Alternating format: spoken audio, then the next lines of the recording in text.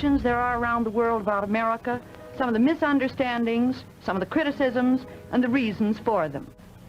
Next is Johnny Antillon of the Philippines.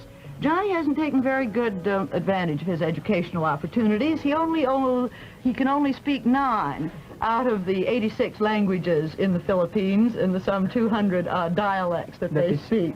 He's also, just a minute, Johnny. He's also going to miss his graduation exercises on April 1st in the Philippines. Too bad, because he's valedictorian of his class, chairman of the debating society, editor of the school newspaper, president of the student council, and I can't tell you how much else. We're sorry you'll miss it, Johnny. You'll be on a plane on the way home. How about you, Johnny? We've heard from the Middle East and Western Europe now. How about the Voice of Asia? Well, speaking for the Asians, I can say that some of the points that bring the greatest resentment between America and the Asians are these. First of all, you have a desire to run everything from the Asian point of view. And second, you bring with you an aura of superiority which greatly infuriates most Asians. You have a smugness, a complacency that infuriates us and makes us think that you consider yourself the best people on the top of this world. And then, the other point is that you have so much inconsistency in your foreign policy all over the world that most Asians do not know what to expect from the United States. We live from day to day in a state of jitters, not knowing whether today you're friends with us and tomorrow you sell us down the river. And then the fourth point is that in helping us, we believe that there are catches. There's a catch in everything you do. I will not say that this is true, but we believe it very much. There's one other thing. Yes, Peter. One misunderstanding between Britain and America. Most British people love to laugh at Americans. We love to laugh at your gum-chewing habits, the fact that teenagers take so much importance about dating. Well, it's psychological. We need the psychological uplift. By laughing at the Americans, we cheat ourselves into thinking that we're your equals in power. I wonder if that fairly penetrating observation is applicable elsewhere in the world. I wouldn't say that, for instance, not in Asia, because Asians have never felt that we needed psychological tricks in order to place ourselves on a par with America or any other country. We believe that we have points where we're superior and that we do not have to look for other points where we're inferior. We recognize that there are some points where you're high, some points where we are high, some points where you are low, and some points where we are low. Would you say that that feeling of superiority is just as prevalent among Asians, their superiority, as you find the Westerners feel their own superiority? Yes, in fact, you mentioned that now when an incident comes to my mind. I met a boy one time from the Western Hemisphere, I shall not mention names. and one night he told me while we were in the same room that he considered most Asians as racially inferior, mentally inferior, psychologically inferior, physiologically inferior per se. And it struck me, it surprised me, because just a few years ago, I had heard a Burmese boy use almost exactly the same words. A boy from Burma? From Burma. Used the same words? That is right. What did he say? He said that you were immature, shallow, unperceiving, unperceptive, and words like that. And that the Asians were the superior ones. That is right. Well, one way of finding out whether we are or not is getting together and knowing each other. But what's your point about feeling that there's a catch in everything Americans do in Asia? I'd like you to explain that, if you would. You see, Asians look at the United States helping other countries in this way. In helping other countries, you make them so strong that they become powerful competitors or may become powerful rivals.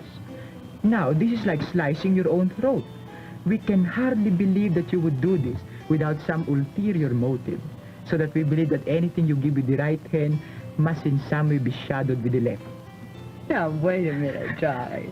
Well, That's the prejudice. Are you knitting your brow, John? Well, I don't quite see that the way he says this, there are misunderstandings on both parts, and yet I don't quite think that he says that we do everything with an ulterior motive.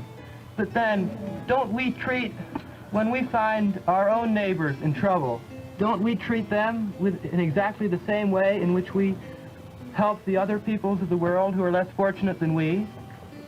by the way, when I said, I did not use I, that I believe it. I said that that is the general feeling in Asia, that there is something, a catch in all your motives and in all your purposes in Asia, and for that matter, throughout the world. You see, it may or it may not be true. but it is a fact that such a feeling exists and persists, and that is one of the greatest points that separates the East from the West. You feel that, I'm sorry, go ahead, John. Well, what are you going to do about it? Do you think you can do something to dispel this? To dispel this is not our part. Since we suspect you, it is for you to make advances, or to do some things that will cause us to believe you more, to trust you more, to feel that you're capable and worthy of our trust and confidence.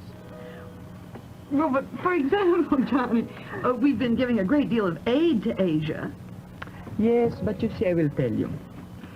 When you give aid sometimes to countries, you come there with that air, you know, where you say, well, our way is best. Your way is not so good. And if you don't take our way, well, that's just too bad. But you see how you are, you backward peoples, you don't know what you're doing. We know what we are doing. In other words, there are times when they force aid upon us at a time when we do not like it. Or if they do not force aid upon us, you sometimes give us this aid without giving us a chance to participate in helping to build ourselves. That's what I meant when I was saying that America tended to employ big business tactics in world international politics. I'll clarify that point. For instance, in the few years after the war, you helped other countries and you gave them large gifts. But you should remember a wise saying that charity has a bitter taste. And you gave it as if you were giving out alms. But today you have a better program, I think. You give us a chance where we put up 50% of everything you give. And that makes us feel much better. It gives us a feeling that we're participating in this program of helping ourselves. When you talk about feelings of distrust toward America, is that true also? Do you also distrust British motives, or is it just America? I would like to bring out the fact that one primary reason for our distrust of America is our distrust for Britain and France and all those countries who went to Asia and exploited their poor little brown brothers. I won't say we exploited them. They had raw materials that they didn't know how to use. We went in, we gave them a lot of things, but we took back in return. That's why when America gives you so much, gives Asia so much, the Asians think they must want something in return. Now what is it? Now look, Peter, when you say that you go to Asia and you didn't exploit it, what do you mean? Look, when you went to Malaya, for instance. Yes. Did you give them a chance to be educated on the same level? Did you give them public school educations? Did you give them a chance to be educated in technical schools? Yes, you said you're educating them now. But now it's too late. You have allowed the distrust and mistrust to build up. That I admit, that was Victorian and Georgian and Edwardian England. Whether it was Victorian, Edwardian, or Georgian England, I'm not blaming you. No responsibility for what my country did before I was born. All right, I'll merely say that those facts did exist, and those facts still color our present relations. I grant you that. And what about the implications from the rest of you? What about the implications of Eric's point that we care too much about that everybody likes to be alike, we care too much about the common man, and that the person, the real individual, the uncommon man, if you will, doesn't get enough chance. Do you think that's true? I think that in some way it could be true. I could point to one instance, for instance, in your public school education. You put so much emphasis on mass education, and you put double the emphasis on mass that you do on education. You allow students to clog the public schools without dividing them according to their mental ability. So what happens? You put a genius and a moron in the same class. And what happens? In order for the class to proceed in a sane manner, you have to cater down to the moron, with the result that you pour down this poor genius, make him frustrated, give him very little chance to advance. And you know that there is nothing that stifles intelligence so much as restriction. Strangling the intelligent person in the embryo. Right. So that you might see that there is a sort of educational suffocation in America. Mm-hmm. I think I have to be sort of defender of the American system. I haven't noticed that. I think that the American system gives the opportunity to the more advanced pupils. For instance, I've noticed the honor classes in the schools I've visited. I've noticed the advanced classes in which, for the math advanced, they give the more gifted pupils the opportunity to get much more that what they can get.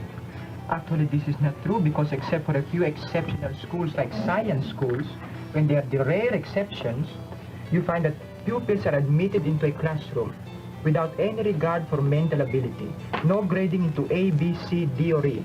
and no adjustment of teaching ability to the type of mentality you have.